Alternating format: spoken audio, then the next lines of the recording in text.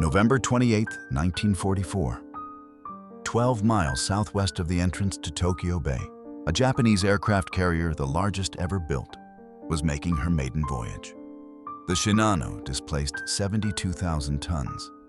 She was 872 feet long. Her flight deck had been armored to withstand bomb strikes that would have broken any other ship in the Pacific. Imperial Japanese Naval Command considered her unsinkable. She had been at sea for 17 hours. At 03:17, USS Archerfish picked up the carrier on radar. Commander Joseph Enright had been tracking her for 6 hours, pushing his boat to flank speed on the surface, threading a pursuit course that most submarine commanders would have abandoned. The Shinano was faster, the escorts were alert. The geometry looked wrong. Enright held the track. At 03:17, the Shinano zigged. For 11 minutes, the carrier's course aligned perfectly with Archerfish's firing position. Enright fired 6 Mark 14 torpedoes from 400 yards. 4 hit. The Shinano, newer than the war itself, armored against the weapon that killed her, escorted by 4 destroyers, sank in 7 hours. She took 435 men with her. It was the largest warship ever sunk by a submarine. It remained so. The boat that did it was a Balao-Class fleet submarine. 28 months old, displacing 526 tons on the surface. The Shinano outweighed her by a factor of 47 to 1. 9 months later, the war was over. Within 12 months of the Shinano's sinking, the United States Navy had decommissioned 52 Balao-Class submarines. Boats that had never fired a torpedo in combat. Boats fresh from the builders' yards at Manitowoc, at Portsmouth, at Groton, their paint still new, their crews still training, were towed to anchorages and placed in preservation. The assembly lines that had been running 3 shifts a day were shut down in a matter of weeks. 120 boats built. Dozens mothballed before they ever dove beneath an enemy's horizon. But the real story of the Balao-Class is not the Shinano, and it is not the mothball fleet. It is the story of how American industrial power and submarine doctrine collided with the cruelest timing in naval history, and how the machine that won the Undersea War against Japan quietly became the foundation for every American submarine that came after it. Every week we tell the stories behind the weapons, the programs, and the decisions that shaped American military power. Give the video a like and subscribe if you want to keep hearing them. The story begins in Washington, D.C. in the autumn of 1941. By the time the Japanese attack on Pearl Harbor destroyed the Pacific Fleet's battleship line on December 7, 1941, the United States Navy already knew its submarine force had a problem. The Gato-class, the fleet submarine that would carry America into the Pacific War, was a capable boat. It could make 20 knots on the surface. It carried 24 torpedoes. Its range at 11,000 nautical miles was sufficient to reach the Japanese home islands from Pearl Harbor and return. But the Gato had been designed to a test depth of 300 feet. In the shallow coastal waters around Japan, the East China Sea, and the approaches to the Philippine archipelago, 300 feet, was not enough margin. Japanese destroyer crews were learning. Their depth charge patterns were getting tighter. Their sonar operators were improving. A submarine that could not go deeper than 300 feet in contested waters was a submarine that was running out of room.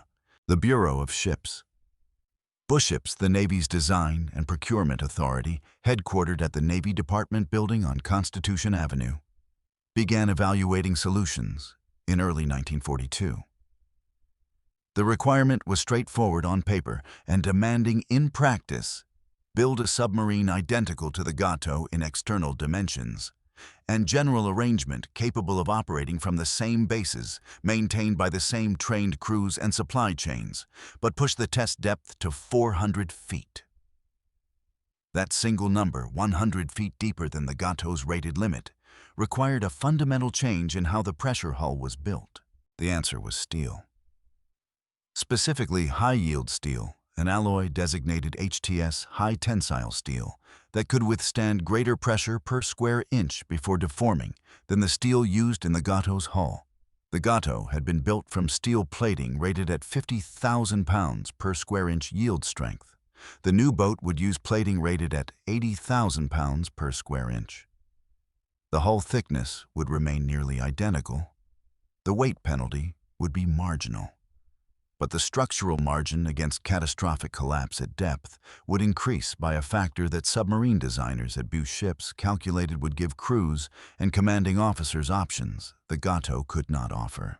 The program carried no dramatic designation, no competition between rival contractors, no request for proposals issued to a field of competing designs. The Balao-Class was a direct evolutionary successor authorized under the Two-Ocean Navy Act of 1940, which had already set in motion the largest naval construction program in American history. The first contract for Balao-Class boats was awarded in 1942. The lead boat, USS Balao, herself, hull number SS-285, was laid down at Portsmouth Naval Shipyard in Kittery, Maine on June 26, 1942. She was commissioned on February 4, 1943, from keel to commission 223 days. 3 shipyards carried the primary construction load. Portsmouth Naval Shipyard in Kittery produced boats with the precision and speed of a yard that had been building submarines since 1917. Electric Boat Company in Groton, Connecticut, founded in 1899. The oldest submarine builder in the United States, ran parallel lines and delivered hulls at a pace that would have been considered impossible before the war. And Manitowoc Shipbuilding Company in Manitowoc, Wisconsin, operating 1,000 miles from the nearest ocean, built submarines on the shore of Lake Michigan and floated them down the Mississippi River to the Gulf of Mexico for final outfitting. Manitowoc delivered 28 Balao-Class boats. Every one of them made the river transit without incident. The engineers at Bush Ships who oversaw the Balao design were not household names. They worked within a system, not above it. Captain Armand Morgan, the submarine desk officer at Bush Ships, through much of the early war period, coordinated the design requirements with the building yards and the operational commands in the Pacific. The feedback loop between Pacific Fleet submarine commanders, men who were taking their boats to 300 feet and wishing they could go deeper, and the design authority in Washington was tighter in 1942 and 1943 than it had been at any point in the Navy's history. The Balao was not designed in isolation. It was designed in response to what was happening beneath the waters off Japan in real time. 120 boats were completed before the war ended. At peak production in 1944, the 3 primary yards and their supporting subcontractors were delivering completed submarines at a rate that averaged 1 new boat every 11 days. The cost per hull by program records ran approximately $5.5 million in 1943 dollars, roughly $95 million in current value.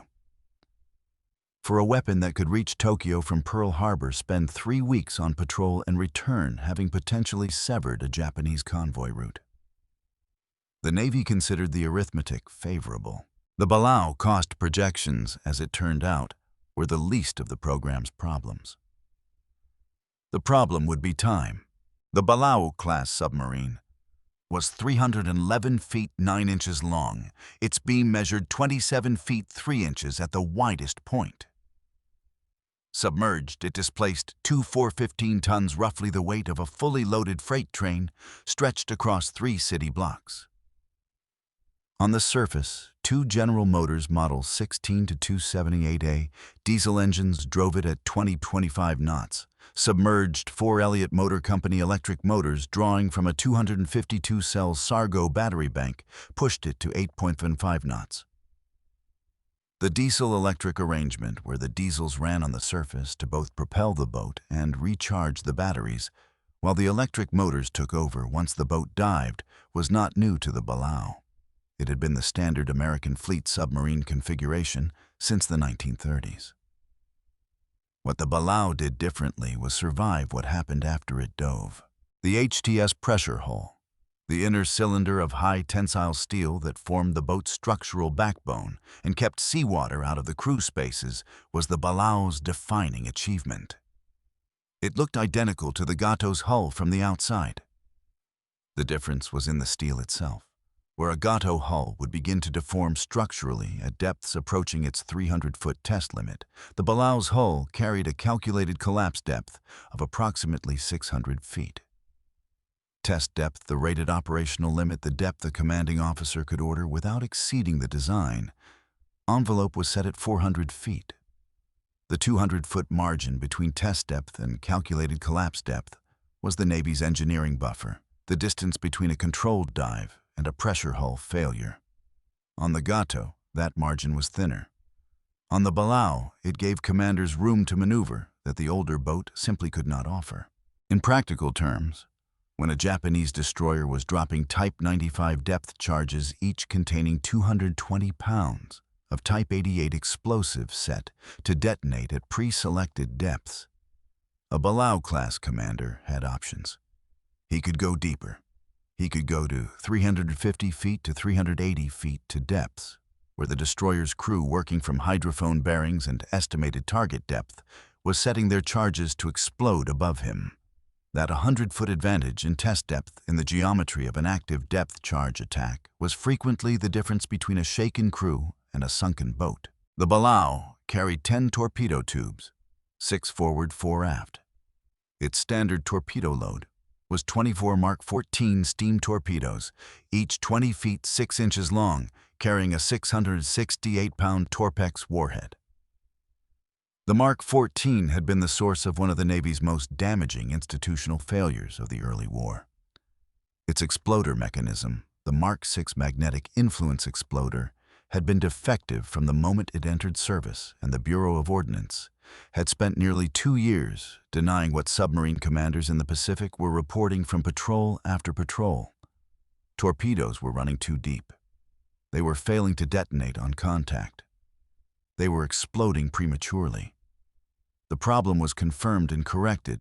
In September 1943, the contact exploder was modified. The depth setting was recalibrated just as the Balao-class was entering fleet service in significant numbers.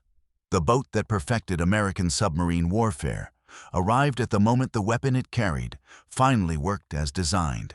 The fire control system installed in Balao-class boats centered on the torpedo data computer, the TDC, a mechanical analog computer roughly the size and weight of a household refrigerator bolted to the forward bulkhead of the conning tower.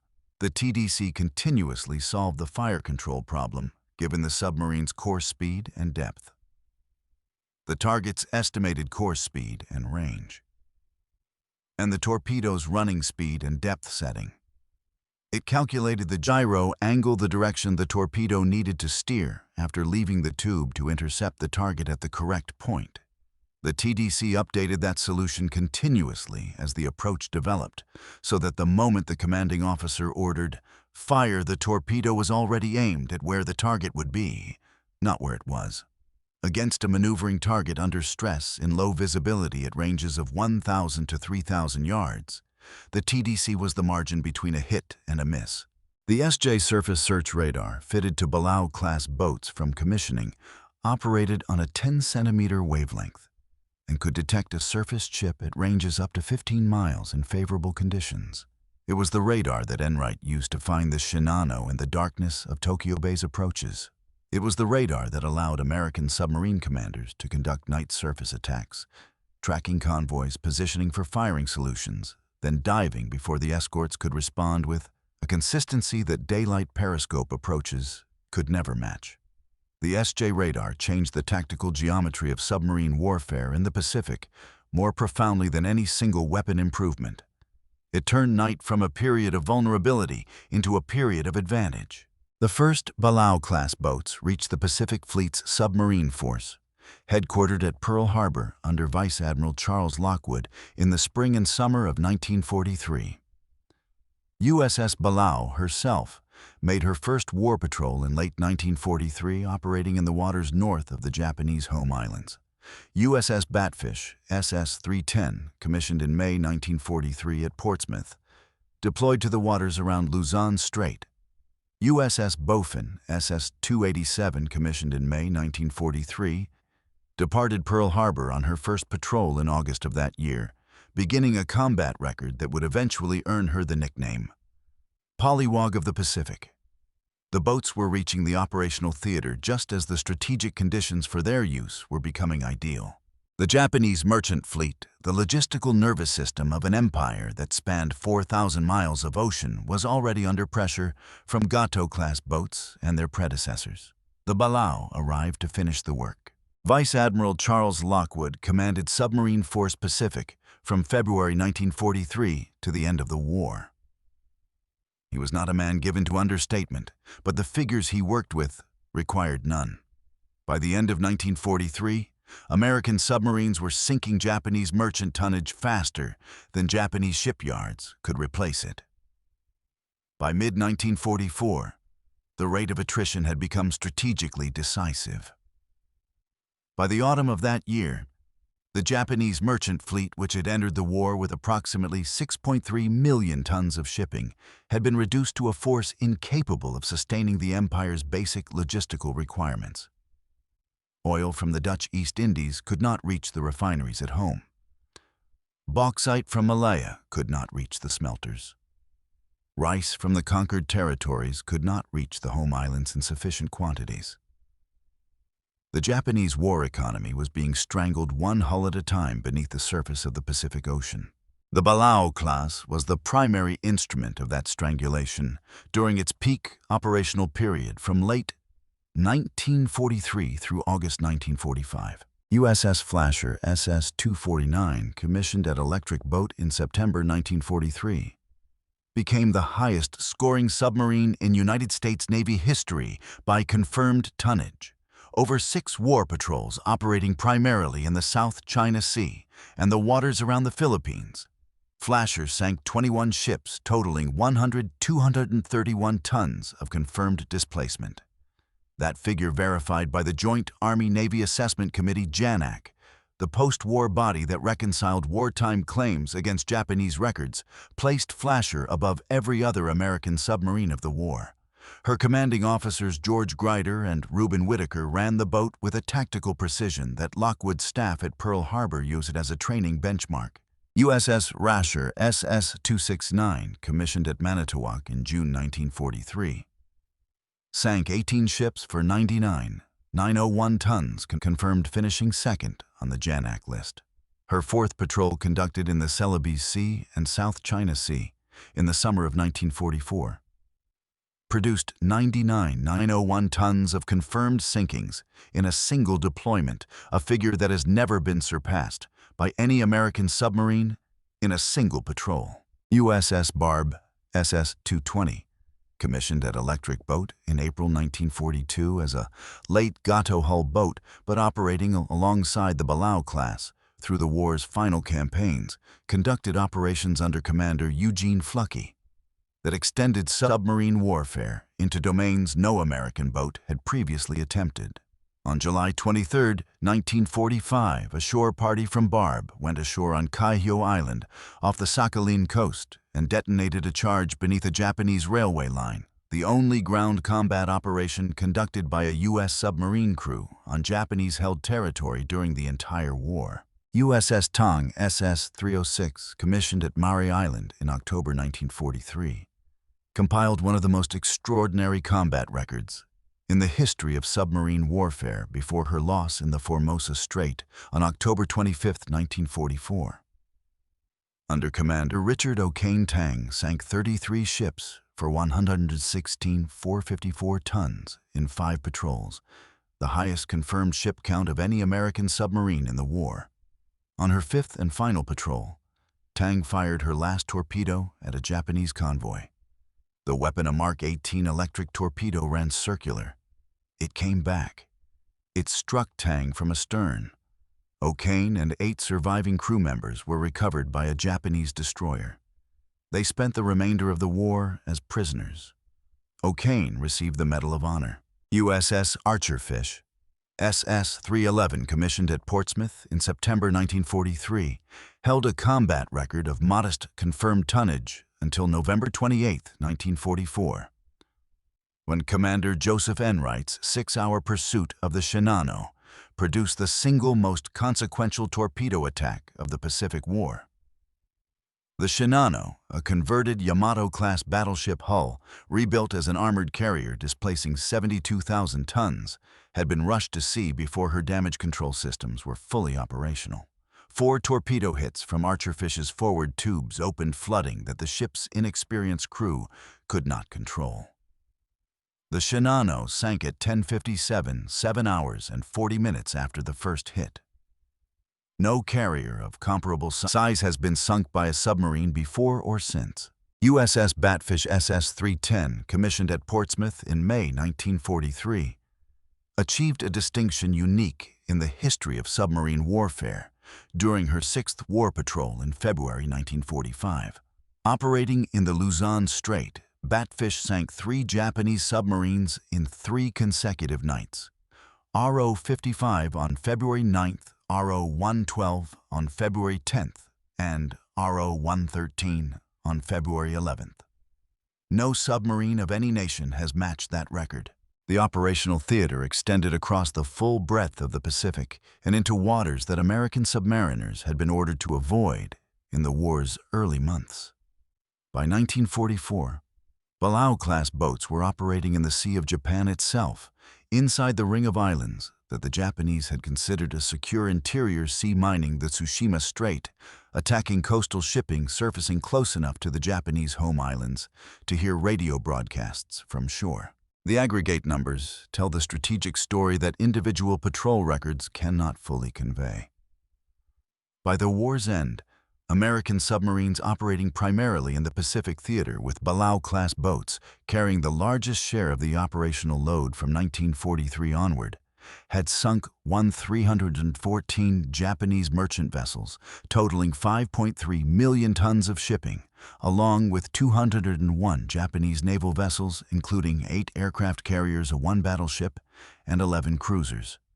These figures come from Janek's 1947 report, which reduced wartime claims significantly. Submarine commanders working without confirmation of their kills and under constant pressure to report results had overclaimed by a ratio of roughly 1.66 to 1. The Janek numbers are conservative by design. They represent only sinkings confirmed by Japanese records. The economic effect was not conservative. By the summer of 1944, Japanese oil imports from the Dutch East Indies had fallen by 50% from their 1943 peak. By early 1945, the figure had collapsed to near zero. The Imperial Japanese Navy's surface fleet, the battleships, the carriers, the cruisers that American naval planners had spent decades preparing to fight, was increasingly immobilized at anchor for lack of fuel. The decisive naval engagements of 1944 Leyte Gulf, above all, were fought by a Japanese fleet operating on diminishing reserves, unable to train its crews adequately, unable to sustain the operational tempo that its doctrine required. The submarines had done that. Not the carrier air wings, not the battleship gun lines, the submarines. At peak production and deployment in 1944, the Submarine Force Pacific had 156 fleet submarines on its roster, of which Balao-class boats represented the largest and most capable component. The workforce sustaining that force extended far beyond the 3 primary building yards. Fairbanks Morse in Beloit, Wisconsin produced the diesel engines. Sargo Battery in Toledo, Ohio supplied the battery banks. Westinghouse Electric in Pittsburgh built the main motors. The Balao-class production network touched manufacturing facilities across 18 states. Every congressional district that hosted a subcontractor had a direct economic stake in the program's continuation. A political web that would prove relevant when the war ended. And procurement decisions had to be made under entirely different circumstances. The submarine force itself paid a severe price for its achievements. Of the 288 American submarines that conducted war patrols in the Pacific, 52 were lost a casualty rate of 18%, the highest of any branch of the United States Armed Forces in the Second World War. Balao-class losses included USS Grunion, SS-216, lost in Alaskan waters in July 1942 under circumstances that remained disputed for decades, with evidence eventually suggesting a circular torpedo run similar to the one that killed Tang. USS Harder SS-257 was lost in August 1944 after a combat record under Commander Samuel Dealey that had made her the most decorated submarine in the Navy. USS Katy SS-369 disappeared in March 1945 on her third war patrol, with all hands cause unknown. USS Lagarto SS-371 was sunk by the Japanese mine layer Hatsutaka in May 1945, 57 days before the war ended. The men who did not come back numbered 3505. In a force that never exceeded 16,000 personnel at any point in the war. That figure represents a loss rate that the Navy did not publicize, and the public did not fully understand until long after the surrender. Then came August 1945. The first signs of what was coming had been visible even before the war ended. In the spring of 1945, with the Japanese merchant shipping effectively eliminated as a strategic factor, Lockwood submarines had shifted to mining operations, shore bombardment, and lifeguard duty, recovering downed aviators from the waters around Japan. The boats were running out of targets. The fundamental mission that had justified the Balao program, the systematic destruction of Japanese seaborne logistics, had been accomplished so completely that the submarines were being reassigned to secondary roles. The undersea war against Japan had been won. The question no one in the Navy had fully answered was what happened to the force that had won it. The answer came quickly, and it was not the answer the submarine force had expected. On August 15, 1945, Emperor Hirohito broadcast Japan's acceptance of the Allied surrender terms. The Pacific War was over. Within 72 hours, the Navy Department in Washington had begun the administrative process that would reshape the submarine force more dramatically than any enemy action had managed in 4 years of combat. The scale of what followed was without precedent in American naval history. The United States had ended the war with 361 submarines, either in commission, under construction, or on order. Of those, 120 were Balao-class boats. The question of what to do with all of them, landed on the desk of Fleet Admiral Ernest King and his successors at a moment when the political and fiscal pressures bearing down on the Navy were as severe as anything the service had faced since the Washington Naval Treaty of 1922 had dismantled the battleship fleet 2 decades earlier. Congress wanted demobilization. The public wanted demobilization. The Army was releasing men at 15,000 per day. The Navy was under pressure to match that pace. The defense budget, which had peaked at $30.2 billion in fiscal year 1945, was being cut with a speed that left procurement planners scrambling to determine which programs could survive and which could not.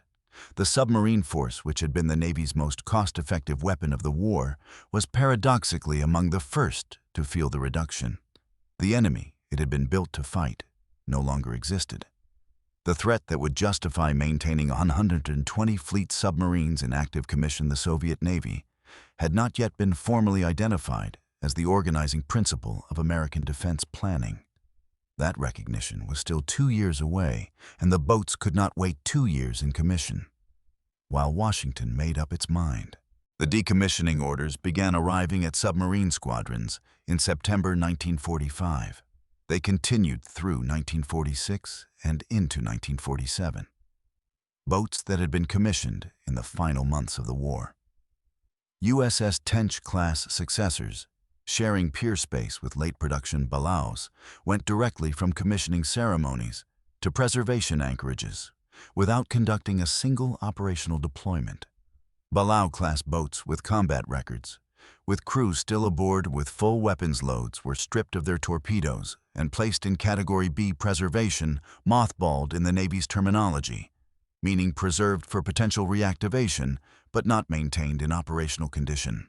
At New London, Connecticut, the submarine base that served as the East Coast hub of the force pier space that had accommodated the constant movement of deploying and returning boats went quiet. At Pearl Harbor, the anchorages that had launched the Pacific Campaign held rows of gray hulls, sitting motionless in the tropical sun, their periscopes lowered, their hatches sealed. 52 Balao-class boats were decommissioned in the 12 months following the surrender. Another 23 followed by the end of 1947. The crews dispersed. The officers returned to civilian life or transferred to surface ships. The enlisted men, the motor machinists, the torpedo men. The electricians who had maintained the boats through wartime deployments were discharged at separation centers across the country and absorbed back into the civilian economy that was simultaneously absorbing 12 million other veterans. The institutional knowledge that had taken 4 years of combat to build dissolved in a matter of months. What remained was the hull. And for a significant number of Balao-class submarines, the hull turned out to be enough. In 1945, a Royal Navy commander named Eric Micklethwaite submitted a technical report to the Admiralty that would reshape submarine design philosophy on both sides of the Atlantic.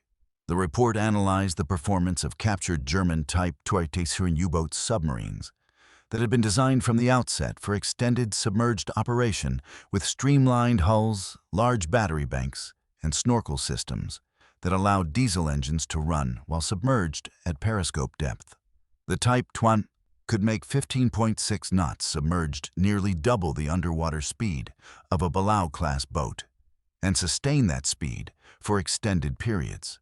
Against a Type 2 when operating submerged, American anti-submarine warfare doctrine, built around tracking surface submarines by radar and sound, was effectively obsolete.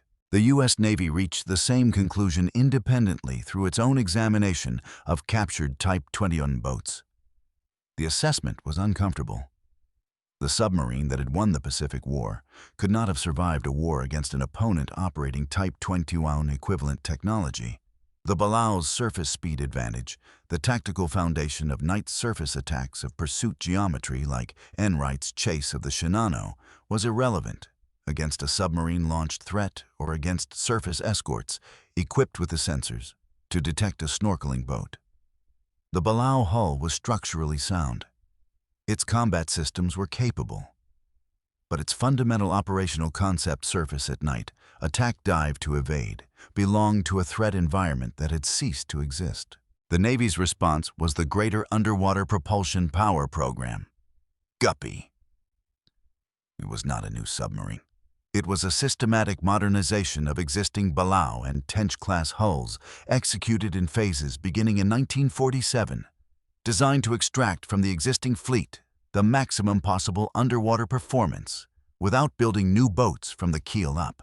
The Guppy conversion was, in engineering terms, a radical surgery performed on a proven hull. The external superstructure, the deck casing the deck, guns, the anti-aircraft mounts, the external fittings that had given the Balao its characteristic fleet submarine profile was stripped away entirely. The conning tower fairwater was rebuilt into a streamlined sail enclosing the periscopes and masts in a hydrodynamically efficient structure that reduced underwater drag. The main ballast tanks were reconfigured. Additional battery cells were added, increasing the total battery capacity by 50% over the standard Balao fit. A snorkel mast, a retractable air induction tube that allowed the diesel engines to operate while the boat ran at periscope depth, was installed, eliminating the requirement to surface for battery charging that had made the Balao tactically vulnerable in a high-threat environment. The results were measurable. A Guppy 2 converted Balao could sustain 15 knots submerged for 1 hour or 10 knots for extended periods. Performance figures that had been unachievable in any American submarine before the conversion program. The snorkel allowed the boat to remain submerged for days at a time, surfacing only when sea conditions or tactical necessity required it. The streamlined hull reduced the acoustic signature that enemy sonar operators could detect. The Guppy boat was not a new design.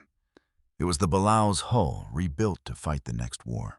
24 Balao-class submarines received full Guppy 2-2 conversions between 1947 and 1951. An additional number received the more modest WWII modification, which added snorkel capability and partial streamlining without the full battery upgrade. Fleet snorkel conversions. The minimum modification package, adding only the snorkel mast and basic streamlining, were applied to further hulls deemed worth retaining in reduced readiness status. The conversion program extended the operational service lives of selected Balao-class boats by 15 to 20 years, beyond what their wartime construction would otherwise have permitted. But the Guppy program could not save them all, and it was not designed to. The boats that did not receive conversions followed one of three paths. Some were transferred to Allied navies under the Military Assistance Program MAP, which had been established in 1949 as the United States began rebuilding the military capacity of its Cold War partners. Greece received Balao-class boats. Turkey received them. The Netherlands, Italy, Brazil, Venezuela, Peru, and the Republic of China all operated Balao-class submarines transferred from American inventory. Some of these boats remained in active foreign service into the 1980s, 40 years after their keels had been laid in American shipyards during a war that their foreign crews had never fought. The last Balao-class submarine in active military service anywhere in the world was decommissioned by the Turkish Navy in 1999. The boat had been built at Electric Boat in Groton in 1944. The boats that received neither conversions nor foreign transfers went to the breakers. The process was neither dramatic nor ceremonial. A submarine placed on the disposal list was towed to a Navy-contracted shipbreaking facility at Kearney, New Jersey, at Terminal Island in California, at various yards along the Gulf Coast, where cutting torches reduced the HTS pressure hull, the battery banks, the torpedo tube assemblies, and the diesel engines to scrap steel. The metal was sold. The proceeds went to the general fund. The boats that had run at flank speed through Japanese convoy escort screens, that had gone to 380 feet to evade depth charges, that had fired the torpedoes that severed Japan's oil supply lines, became raw material for the post-war industrial economy. Then came the submarine that made everything else irrelevant. On January 17, 1955, USS Nautilus SSN 571 sent a forward message to the Chief of Naval Operations, underway on nuclear power. Nautilus was not a Balao. She was not a Guppy conversion. She was a different kind of machine, entirely a submarine that needed no diesel engines, no battery banks, no snorkel, no surface time for recharging. She could remain submerged indefinitely limited only by her crew's endurance and her food supply. Her underwater speed exceeded anything the Guppy program had achieved. She could operate at depths and for durations that conventional submarine doctrine had not considered possible. The writing was on the wall. It had been on the wall since Nautilus's keel was laid in 1952. The Guppy boats continued in service through the 1950s and into the 1960s. They trained crews. They conducted deterrence patrols. They served as platforms for developing the anti-submarine warfare doctrine that the Navy would need against Soviet submarines. But each budget cycle brought new nuclear boats off the ways at Electric Boat and at Portsmouth. Each new nuclear boat displaced a conventional hull from the active roster. The decommissionings resumed. They were quieter this time. No dramatic post-war drawdown. No congressional pressure driving the timeline. Just the arithmetic of a Navy that was converting to nuclear propulsion and had finite pier space, finite crews, and finite maintenance budgets. USS Balao herself. SS-285, the lead boat, the nameship of the class, was decommissioned on July 10, 1963. She was sold for scrapping. The Guppy conversions followed through the mid-1960s. The last American-operated Balao-class submarine in active U.S. Navy service was decommissioned in 1970. 25 years after the war that built her. 7 years before the men who had served in her during the Pacific Campaign reached retirement age. No ceremony marked the occasion. No flag officer attended. The boat was towed away. The pier was empty by afternoon. The Balao-class did not leave a monument. It left a method. Every submarine doctrine, every hull, form, every operational concept that the United States Navy developed in the decades following the Second World War traces a direct line back to what the Balao-class proved between 1943 and 1945. The Guppy program was not merely a modernization effort, it was a systematic extraction of lessons from combat experience translated into engineering specifications that informed the design requirements for every American submarine that followed. The streamlined sail that appeared on Guppy-converted Balaos became the standard configuration for American nuclear submarines. The snorkel integration that extended the Balao's submerged endurance pointed directly toward the operational philosophy of boats that would never need to surface at all. The fire control doctrine developed around the torpedo data computer, refined through thousands of Pacific War patrols, became the conceptual foundation for the digital fire control systems installed in Los Angeles-class and Virginia-class submarines built 40 years later.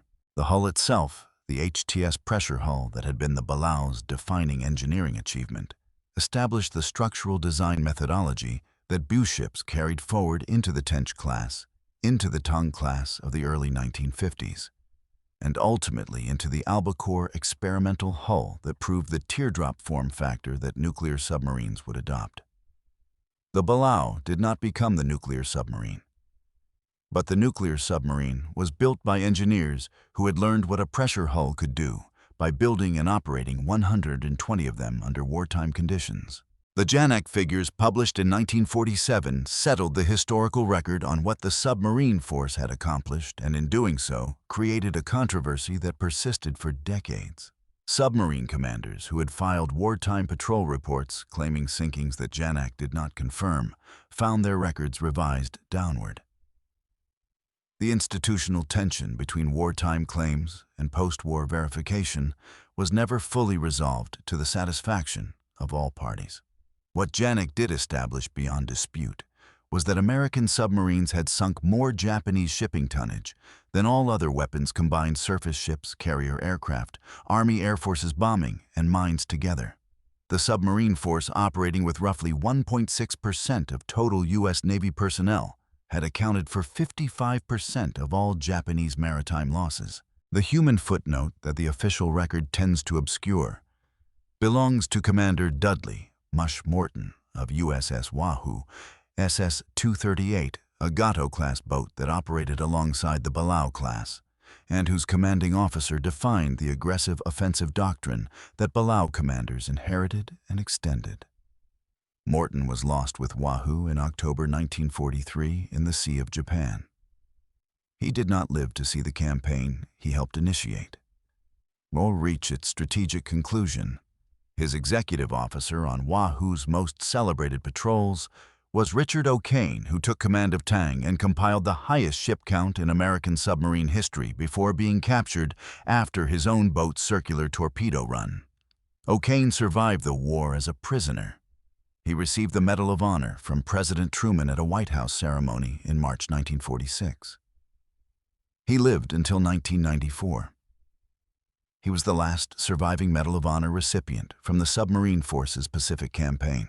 The honest verdict on the Balao-class is not complicated, though it has sometimes been made to seem so. The program produced 120 submarines at an average cost of $5.5 million per hull, delivered at a rate the shipbuilding industry had never previously achieved. Carrying weapons that, once their defects were corrected, performed as designed against a target set that proved more vulnerable than pre-war doctrine had assumed.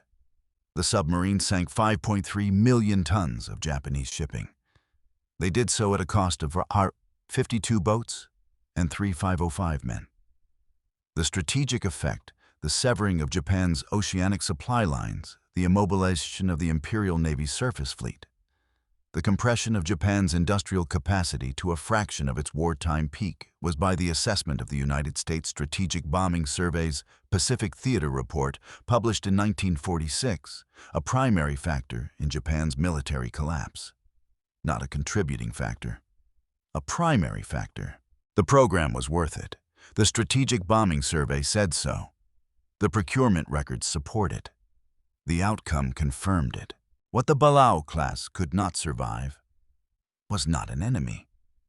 It was not a congressional vote or a secretary's memo or a budget reduction. It was the arrival of a technology so fundamentally different that no amount of modernization could bridge the gap. Nuclear propulsion did not make the Balao obsolete because it was a better diesel-electric submarine. It made the Balao obsolete because it was a different kind of weapon in a different kind of war, operating under a different set of strategic assumptions about what submarines were for and how they would be used. The Balao had been built to sink ships. It sank them. It sank them in numbers and at a rate that no navy in history had previously achieved. That mission was complete. The next mission required a different machine. 4 Balao-class submarines survive as museum ships. USS Bowfin SS-287, the Pollywog of the Pacific, is preserved at Pearl Harbor, berthed within sight of the USS Arizona Memorial. 9 war patrols and 44 confirmed sinkings accumulated in her logbooks. USS Bacuna SS-319 is moored on the Delaware River in Philadelphia, commissioned in 1944, deployed to the South China Sea, decommissioned in 1969. USS Clamagore SS-343 sits in dry storage at Patriots Point in Mount Pleasant, South Carolina, a Guppy 3 conversion that represents the final evolution of the Balao hull. USS Kavala SS-244 is preserved at Seawolf Park in Galveston, Texas. Kavala sank the Japanese aircraft carrier Shokaku on June 19, 1944, one of the fleet carriers that had launched the attack on Pearl Harbor 2.5 years earlier. If you found this history valuable, give the video a like. It's the single best signal you can send this channel. And if you want more stories about the weapons programs and decisions that shaped American military power, subscribe to Defense Archive. We'll see you in the next one. On a June morning in 1944, USS Kavala held her periscope at 4 feet above the surface of the Philippine Sea, tracked the Shokaku through the crosshairs of her targeting optics, and fired 9 torpedoes at a range of 200 yards. 3 hit. The carrier that had bombed Pearl Harbor sank in 8 minutes. The Balao-class submarine that fired those torpedoes is still there. Moored at a park in Galveston, Texas, her hull repainted every few years. Her torpedo tubes sealed her periscope, still trained on the horizon.